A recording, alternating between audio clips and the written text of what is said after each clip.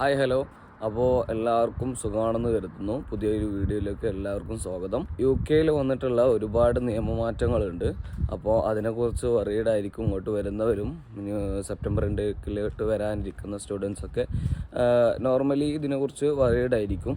അപ്പോൾ ഇതിൻ്റെ കാര്യങ്ങളൊക്കെ ഞാൻ പറഞ്ഞുതരാം. ഇനി UK വന്നിട്ട് കാര്യമുണ്ടോ, 2025 UK ഇനി വന്നിട്ട് കാര്യമുണ്ടോ, ഇനി വരുന്ന ഇന്ത്യക്കാർക്ക് എന്തൊക്കെ തരത്തിലുള്ള ബാധിക്കും എന്നുള്ള കാര്യങ്ങളൊക്കെ ഞാൻ പറഞ്ഞുതരാം. അപ്പോൾ വീഡിയോ സ്കിപ്പ് ചെയ്യാതെ ഫുള്ളായിട്ട് തന്നെ കാണാൻ നോക്കുക. ഇനി നിങ്ങളുടെ ഫ്രണ്ട്സ് ആരെങ്കിലുമൊക്കെ വരുന്നുണ്ടെന്നുണ്ടെങ്കിൽ ഈ ഒരു വീഡിയോ ഷെയർ ചെയ്ത് കൊടുക്കാനും മറക്കാതിരിക്കുക. ഈ വീഡിയോയിൽ എന്താ പറയാൻ ഉദ്ദേശിക്കുന്നത് വെച്ച് കഴിഞ്ഞാൽ, UK ഇനി 2025 വരുന്ന സ്റ്റുഡൻസ് ആണെന്നുണ്ടെങ്കിലും വർക്ക് വിസ എടുത്ത് വരുന്നവരാണെന്നുണ്ടെങ്കിലും അവർക്ക് ബാധിക്കാൻ പോകുന്ന നിയമങ്ങളെ കുറിച്ചാണ്. UK പുതിയതായിട്ട് വരുന്നവർക്ക് അപ്പോൾ 3 തരത്തിലാവും ആൾക്കാരുണ്ടാവുക. അപ്പോൾ ഞാൻ ഇങ്ങോട്ട് വരുന്ന ആൾക്കാരുടെ ഒരു 3 ടൈപ്പ് ആളുകളെ പറഞ്ഞുതരാം. അതായത് ഫുള്ളി ഫണ്ടഡ് ആയിട്ട് സ്വന്തം ഓൺ ഫണ്ടിൽ പുതിയ രാജ്യത്ത് പഠിക്കുക, ഒരു സർട്ടിഫിക്കറ്റ് വാങ്ങുക, അങ്ങനത്തെ ഒരു രീതിയിൽ ഒരു മൈൻഡ് സെറ്റിൽ വരുന്നവരുണ്ടാവും. അപ്പോൾ അങ്ങനത്തെവരാണെന്നുണ്ടെങ്കിൽ ഈസി ആയിട്ട് കയറി വരാം. നല്ല രീതിയിലുള്ളൊരു സർട്ടിഫിക്കറ്റും വാങ്ങിയിട്ട് നല്ല പോലെ പഠിച്ച് സർട്ടിഫിക്കറ്റൊക്കെ വാങ്ങി നിങ്ങൾക്ക് ഇവിടുത്തെ ഒരു ഡിഗ്രിയും വെച്ചിട്ട് നാട്ടിലോട്ട് തിരിച്ചു പോവാം. കോഴ്സ് 1 ഇയർ ആണെന്നുണ്ടെങ്കിലും 2 ഇയർ ആണെന്നുണ്ടെങ്കിലും അത് കഴിഞ്ഞിട്ട് കിട്ടാവുന്ന സ്റ്റേ ബാക്കും കിട്ടിയിട്ട് നിങ്ങൾക്ക് എന്താക്കാം, ക്യാഷൊക്കെ ഏൺ ചെയ്യാൻ പറ്റുകയാണെന്നുണ്ടെങ്കിൽ അതും ചെയ്തിട്ടൊക്കെ നാട്ടിലോട്ട് തിരിച്ചു പോകാം. ഇനി അടുത്തൊരു വിഭാഗം വരുന്നത് എന്താ വെച്ച് കഴിഞ്ഞാൽ, ലോണൊക്കെ എടുത്ത് വരുന്നവരായിരിക്കും. അപ്പോൾ ഈ ലോൺ എടുത്ത് വരുന്നവരാണെന്നുണ്ടെങ്കിൽ പരമാവധി ലോൺസും കാര്യങ്ങളൊക്കെ അടച്ച് വീട്ടാൻ നോക്കുക. അതായത് നമുക്ക് എന്തെങ്കിലും ഒരു പാർട്ട് ടൈം ജോബ് കിട്ടിക്കഴിഞ്ഞ് കഴിഞ്ഞാൽ ഇവിടുത്തെ ചിലവും എല്ലാം കഴിഞ്ഞിട്ട് ബാക്കിയുള്ളതെല്ലാം എന്താക്കുക, ലോണിലായിട്ട് അടച്ച് തീർക്കാൻ മെല്ലെ നോക്കുക. അതായത് സ്റ്റുഡൻറ്റ് പീരീഡ് കഴിഞ്ഞിട്ട് പിന്നെ നിങ്ങൾക്ക് ഇവിടെ 2 വർഷത്തെ സ്റ്റേ ബാക്കും കിട്ടുന്നതാണ്. അപ്പോൾ ഇതുവരെ എന്താണ് വൈറ്റ് പേപ്പറിൽ 18 മാസം എന്നുള്ളത് മാറിയിട്ടില്ല. ഇതുവരെ 2 വർഷം തന്നെയാണ് ഇപ്പോഴും കിടക്കുന്നത്. അപ്പോൾ ഈ 2 വർഷത്തിൽ നിങ്ങൾക്ക് പാർട്ട് ടൈമും കാര്യങ്ങളൊക്കെ ആയിട്ട് അല്ലെങ്കിൽ ഫുൾ ടൈം ജോബൊക്കെ ചെയ്തിട്ട് എത്ര ഏൺ ചെയ്യാൻ പറ്റുമോ, എത്ര ലോൺ അടക്കാൻ പറ്റുമോ അതൊക്കെ ലോൺ അടച്ച് പരമാവധി സേഫ് ആക്കി വെക്കാം. അപ്പോഴും സേഫാണ് വരുന്നത്. ഇനി വേറൊരു കാര്യം എന്താണെന്ന് വെച്ച് കഴിഞ്ഞാൽ, ഇവിടെ പ്രധാന ഭാഗത്തിലോട്ട് കടക്കുന്നതിന് മുമ്പ് UK വരുന്നവരാണെന്നുണ്ടെങ്കിലും UK സ്റ്റുഡൻസിനെ പ്രത്യേകം കോൺസെൻട്രേറ്റ് ചെയ്തിട്ടുള്ള അക്കോമഡേഷനുമായി ബന്ധപ്പെട്ടിട്ടുള്ള ഒരു പ്ലാറ്റ്ഫോമാണ് ഞാൻ നിങ്ങൾക്ക് പരിചയപ്പെടുത്തി തരാൻ പോകുന്നത്. അപ്പോൾ 100% ട്രസ്റ്റബിൾ ആയിട്ടുള്ള ഒരുപാട് അക്കോമഡേഷനും കാര്യങ്ങളും നിങ്ങളുടെ ബജറ്റിനൊത്ത അക്കോമഡേഷനും കാര്യങ്ങളൊക്കെ കിട്ടാൻ വേണ്ടിയിട്ട് ആംബർ സ്റ്റുഡൻറ്റിനെ നിങ്ങൾക്ക് കോൺടാക്റ്റ് ചെയ്യാവുന്നതാണ്.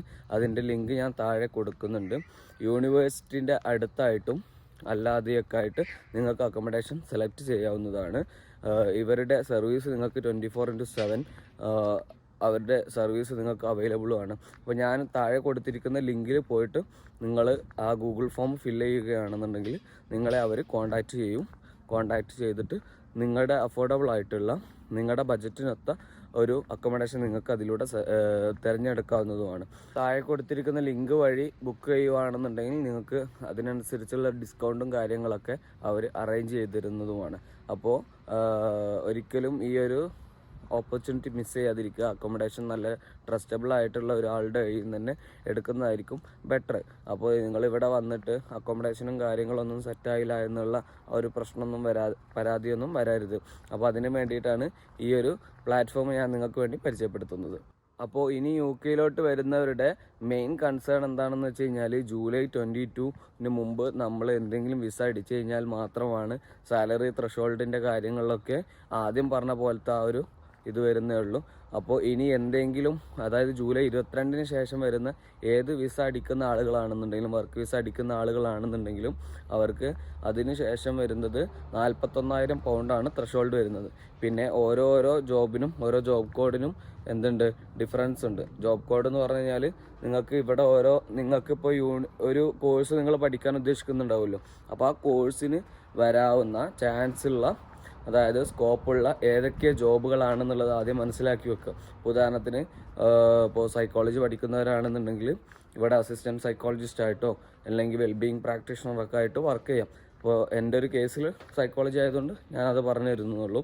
അപ്പോൾ അതേപോലെ ഓരോ കോഴ്സും പഠിക്കാൻ വരുന്നവർ അവരുടെ സ്കോപ്പ് എന്താണ് എന്ന് മനസ്സിലാക്കുക. അതായത് ഏത് ജോബ് കാറ്റഗറിയിലാണ് ഇവർ ഉൾപ്പെടുന്നതെന്ന് നോക്കുക. എന്നിട്ട് ഏകദേശം 151ഓളം ജോബ് വിസയാണ്, സ്കിൽഡ് വർക്കർ വിസയാണ് ഇവിടുന്ന് എടുത്ത് ഒഴിവാക്കിയിട്ടുള്ളത്. ഇപ്പോഴത്തെ ഈ പുതിയൊരു വൈറ്റ് പേപ്പർ അമെൻമെൻറ്റിൽ എടുത്തൊഴിവാക്കിയിട്ടുള്ളത്. അപ്പോൾ അതുകൊണ്ട് അതിൽപ്പെട്ട ഏതെങ്കിലും കോഴ്സാണോ എന്നുള്ളത് ചെക്ക് ചെയ്തിട്ട് വേണം കയറി വരാൻ.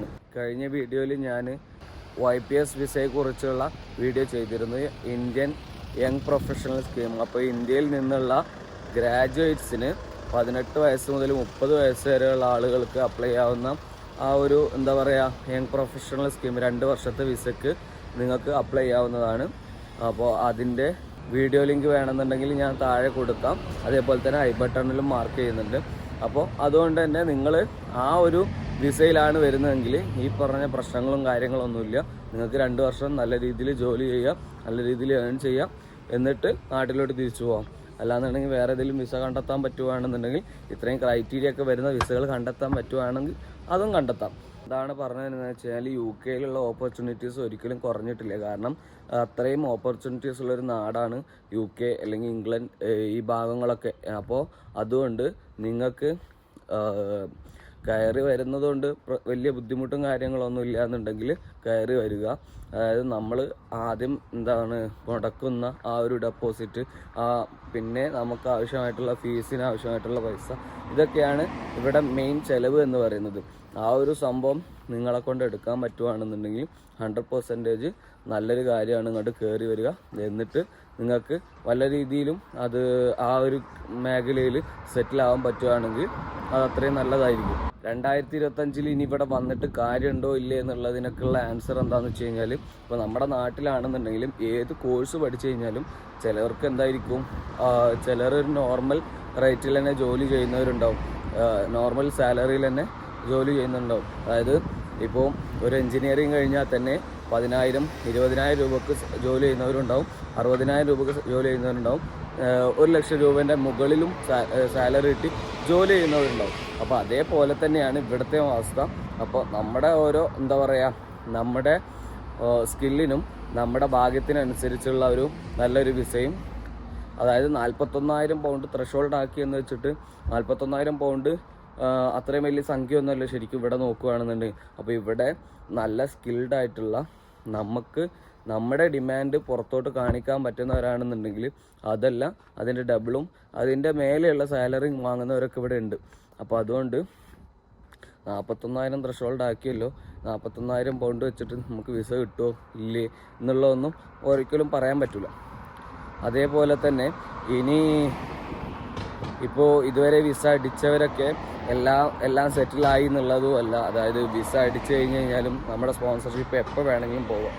സ്പോൺസർഷിപ്പ് കിട്ടുന്നതിനേക്കാളും, അതായത് കിട്ടാനുള്ള ബുദ്ധിമുട്ടിൻ്റെ അത്ര ഉണ്ടാവില്ല ഈ സ്പോൺസർഷിപ്പ് നമ്മുടെ കയ്യിൽ നിന്ന് പോകാൻ. അതായത് സ്പോൺസർഷിപ്പ് പെട്ടെന്ന് തന്നെ ചിലപ്പം പോവാം. അപ്പോൾ അതുകൊണ്ടാണ് പറയുന്നത്, ഓരോരുത്തർക്കും ഓരോ ഭാഗ്യമായിരിക്കും. അപ്പോൾ എല്ലാ കാര്യവും നമ്മുടെ ഒരു കോൺഫിഡൻസ് വെച്ചിട്ട്, പിന്നെ നമ്മുടെ ഒരു ലക്ക് അതൊക്കെയുമായിട്ട് റിലേറ്റഡ് ആയിട്ട് നമുക്ക് എന്താകാം, ഇങ്ങോട്ട് കയറി പോരാം. എന്നിട്ട് ഇവിടെ എന്തെങ്കിലും കാര്യങ്ങളൊക്കെ നോക്കണമെങ്കിൽ നോക്കുകയും ചെയ്യാം. അപ്പോൾ അത്രയേ ഉള്ളൂ ഈ വീഡിയോയിൽ കാര്യമായിട്ട് പറയാനുള്ളത്. അതായത് കൂടുതൽ ചിലവും ബാധ്യതകളൊക്കെ ഉള്ളവരാണെന്നുണ്ടെങ്കിൽ അതിനനുസരിച്ചുള്ള കാര്യങ്ങളൊക്കെ സെറ്റ് ചെയ്തിട്ട് വേണം വരാൻ. വന്നു കഴിഞ്ഞ് കഴിഞ്ഞാൽ നമ്മളെക്കൊണ്ട് ആ ലോണും കാര്യങ്ങളൊക്കെ അടക്കാൻ പറ്റും. അല്ലാന്നുണ്ടെങ്കിൽ കട എടുത്തു വരുന്നവരാണെങ്കിൽ ആ കടങ്ങളൊക്കെ അടച്ചു തീർക്കാൻ പറ്റും എന്നുള്ളൊരു മൈൻഡ് സെറ്റോടുകൂടെ കയറി വരിക. അപ്പോൾ അതായത് ഇവിടെ നല്ല രീതിയിൽ വർക്ക് ചെയ്ത് കഴിഞ്ഞാൽ, അതായത് മണിക്കൂറിന് ക്യാഷ് കിട്ടുന്ന സ്ഥലമാണ്. അപ്പോൾ അതുകൊണ്ട് നല്ല രീതിയിൽ തന്നെ വർക്ക് ചെയ്ത് കഴിഞ്ഞ് കഴിഞ്ഞാൽ നിങ്ങൾക്ക് ഒരിക്കലും ഡിസപ്പോയിൻറ്റഡ് ആവേണ്ട ആവശ്യം വരില്ല. അപ്പോൾ അങ്ങനത്തെ ഒരു നാട് കൂടിയാണ് ഇത്. അത്രയും ഓപ്പർച്യൂണിറ്റീസ് ഉള്ള, അത്രയും സ്കോപ്പുള്ള ഒരു രാജ്യം കൂടിയാണ്. പിന്നെ ഓവർ വലിച്ചു നീട്ടി ഞാൻ സംസാരിക്കുന്നില്ല. ഇനി എന്തെങ്കിലും ഡൗട്ട്സും കാര്യങ്ങളും ഉണ്ടെന്നുണ്ടെങ്കിൽ നിങ്ങൾക്ക് കമൻറ്റ് സെക്ഷനിൽ ചോദിക്കാവുന്നതാണ്. പിന്നെ അതേപോലെ തന്നെ എൻ്റെ ഇൻസ്റ്റാഗ്രാം ID ഞാൻ ഇവിടെ കൊടുക്കുന്നുണ്ട്, താഴെ ഡിസ്ക്രിപ്ഷനിലും കൊടുക്കുന്നുണ്ട്. നിങ്ങൾക്ക് അതിൽ കോൺടാക്റ്റ് ചെയ്തിട്ട് എന്നോട് ചോദിക്കാവുന്നതാണ്. പരമാവധി റിപ്ലൈസും കാര്യങ്ങളൊക്കെ ഞാൻ അവിടെ കൊടുക്കാറുണ്ട്. പിന്നെ അക്കോമഡേഷൻ്റെ കാര്യമായിട്ട് ബന്ധപ്പെട്ടിട്ട് എന്താണെന്നുണ്ടെങ്കിലും നിങ്ങൾക്ക് ഈ താഴെ കൊടുത്തിരിക്കുന്ന ആ ഗൂഗിൾ ഫോം ഫില്ല് ചെയ്ത് കഴിഞ്ഞ് കഴിഞ്ഞാൽ ആംബർ സ്റ്റുഡൻറ്റിൻ്റെ ടീം വന്ന് നിങ്ങളെ കോൺടാക്റ്റ് ചെയ്യും. അപ്പോൾ നിങ്ങൾക്ക് അഫോർഡബിൾ ആയിട്ടുള്ള അക്കോമഡേഷനും കാര്യങ്ങളൊക്കെ അതിൽ ബുക്ക് ചെയ്യാവുന്നതുമാണ്. അപ്പോൾ ആ കാര്യം കൂടി മറക്കാതിരിക്കുക. അപ്പോൾ പുതിയ വീഡിയോയിൽ കാണുന്നവരേക്കും ബൈ.